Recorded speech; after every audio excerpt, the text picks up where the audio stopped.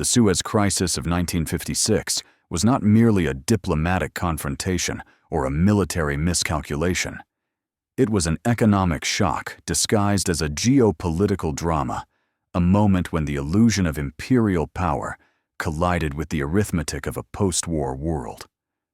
In the narrow canal that connected the Mediterranean to the Red Sea empires, discovered that control of territory no longer guaranteed control of outcomes, and that money, more than armies, now determined who could endure pressure and who could not. To understand Suez, one must begin with what the canal represented. Since its opening in 1869, the Suez Canal had been an artery of global commerce. It shortened the journey between Europe and Asia by thousands of miles, reduced shipping costs, and became indispensable to energy flows. By the mid-20th century, it was the passageway through which Europe's oil lifeline ran. Control of Suez was not symbolic. It was structural. For Britain and France, the canal was a remnant of imperial logic.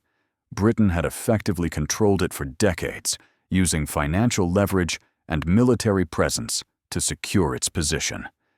Sterling trade shipping insurance and imperial logistics all benefited from this arrangement.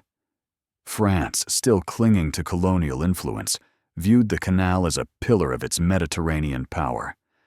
Both nations believed that geopolitical authority could still be asserted by force. Egypt saw something different. Under Gamal Abdel Nasser, the canal was a lever of sovereignty and development. When Western powers withdrew financing for the Aswan High Dam, Nasser responded by nationalizing the Suez Canal Company.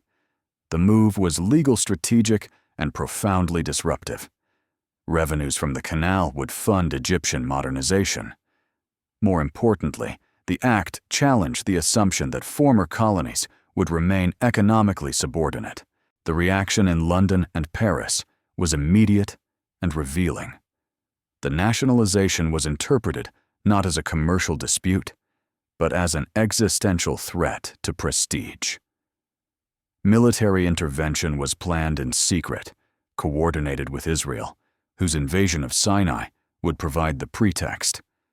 The logic was Old World control territory, restore authority, reassert dominance. But the world had changed.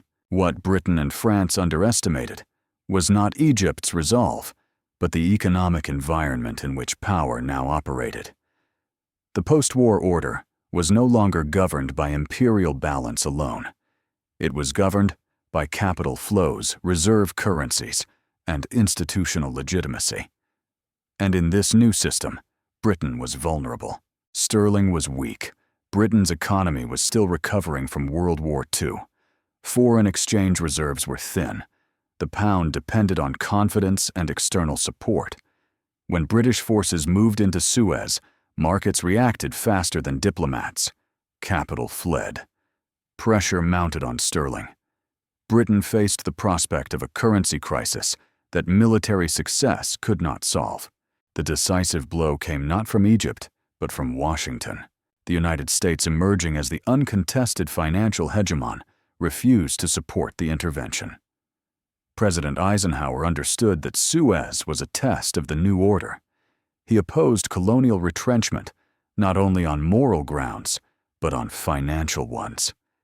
Allowing Britain and France to prevail by force would undermine the rules-based system the United States was building. Washington applied pressure where it mattered most: finance. The U.S. threatened to withhold support for sterling at the International Monetary Fund. Without that support, Britain risked catastrophic devaluation.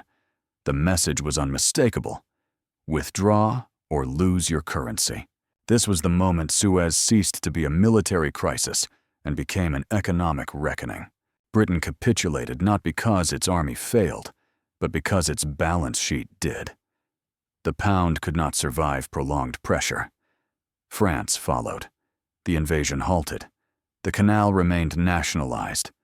The old imperial reflex collapsed under modern financial constraint. The economic toll extended far beyond humiliation. Britain's claim to great power status evaporated. Sterling's role as a reserve currency suffered another irreversible blow. The crisis accelerated the transfer of monetary leadership from London to New York. The pound would never again anchor global confidence as it once had. France drew different lessons turning inward, and later, toward European integration as a way to recover autonomy through collective strength. Egypt emerged politically emboldened, though economically strained. Control of the canal provided revenue, but also responsibility. The canal's temporary closure disrupted global shipping and contributed to energy shortages that rippled through Europe. More broadly, Suez marked the moment when geopolitics fully submitted to economics. Military action without financial backing proved unsustainable. Power now required monetary endurance. Nations could still fight, but they could not fight markets. The crisis also revealed the new hierarchy of the international system. The United States did not need to deploy troops to decide the outcome. Control over liquidity reserves and institutions was sufficient. The IMF became an instrument of order. The dollar became the ultimate veto. For global trade, Suez was a warning. Choke points were vulnerabilities. Supply chains depended on political stability far beyond borders. Insurance premiums spiked. Shipping routes were reconsidered. Energy security entered policy vocabulary, not as abstraction, but as urgency. Standing at Suez in 1956, one could feel history turning. The age of empire was ending not with a final battle, but with a margin call. Prestige could not defend a currency. Cannons could not stabilize reserves. The future belonged to those who understood that economic credibility was now the foundation of power. The Suez Crisis therefore occupies a unique place in financial history. It was the first major geopolitical conflict of the post-war era, resolved decisively through economic pressure rather than military defeat. It demonstrated that sovereignty without solvency was illusion, and that global influence would increasingly be exercised through markets, institutions, and currencies, rather than flags and fleets. What Suez ultimately exposed was the cost of misreading the era. Britain and France acted as imperial powers in a financialized world. Egypt acted as a nationalist state in a system that rewarded control of assets. The United States acted as a monetary hegemon, enforcing rules through credit. The consequences of this misalignment would echo for decades. European integration accelerated. Decolonization intensified. Energy politics hardened. And every future crisis involving trade routes, sanctions, or reserve currencies would carry the imprint of Suez, a reminder that geopolitics now exacts its toll through economics first, and that the true battlefield of the modern world lies not only on land or sea, but in balance sheets, exchange rates, and confidence itself, a reality that would become increasingly evident as the Cold War deepened and economic statecraft replaced gunboat diplomacies as the primary instrument of power, a transformation that began unmistakably in 1956, when a canal revealed that the era of empire had ended not with conquest, but with withdrawal under financial pressure, a pressure that would tighten in ways that permanently altered how nations understood power. Because after Suez, no serious state could ignore the economic dimension of geopolitical action. The crisis did not merely end an intervention, it rewrote the rules of international conduct. In the immediate aftermath, the economic consequences rippled outward. The temporary closure of the Suez Canal disrupted global shipping routes, forcing oil tankers to detour around the Cape of Good Hope. Transport costs surged. Delivery times lengthened. Europe, still rebuilding from war and heavily dependent on Middle Eastern energy, felt the shock acutely. Energy shortages exposed how fragile post-war growth truly was when strategic choke points failed. But the deeper toll was psychological and institutional. For Britain, Suez was the final confirmation that imperial management of global trade was no longer viable. Sterling, already weakened, lost another layer of credibility. Foreign holders questioned Britain's ability to defend its currency in moments of stress.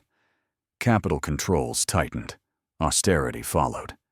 The illusion that Britain could act independently of American financial support vanished almost overnight. France internalized the lesson differently. If national power could no longer be exercised alone, it would be rebuilt through integration. Suez accelerated France's turn toward Europe as a collective project, laying groundwork for deeper economic and monetary cooperation. The idea that sovereignty could be pooled to regain influence gained urgency, not idealism.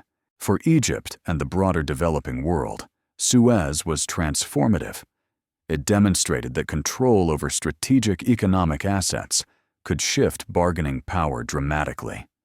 Nationalization, once considered reckless, now appeared viable if backed by political resolve and international legitimacy. Resource nationalism gained momentum. States learned that ownership of infrastructure mattered as much as military strength. Above all, Suez confirmed the emergence of the United States as the system's financial enforcer. Washington had not fired a shot yet, it dictated the outcome. Control over reserves, liquidity, and international institutions proved more decisive than fleets. This was economic statecraft in its modern form, pressure applied through exchange rates, credit access, and multilateral legitimacy. The crisis also reshaped global finance. It underscored the vulnerability of reserve currencies to geopolitical miscalculation. It highlighted how quickly markets could punish political decisions. From that point forward, foreign policy would increasingly be vetted through its financial consequences. Strategy now required solvency. The enduring lesson of Suez is therefore stark.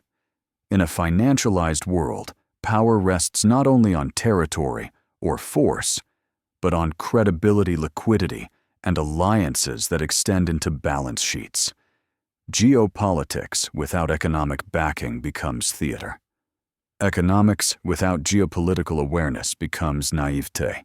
If this story of the Suez Crisis changed how you see sanctions, currency pressure, or modern power politics, share what resonated most with you.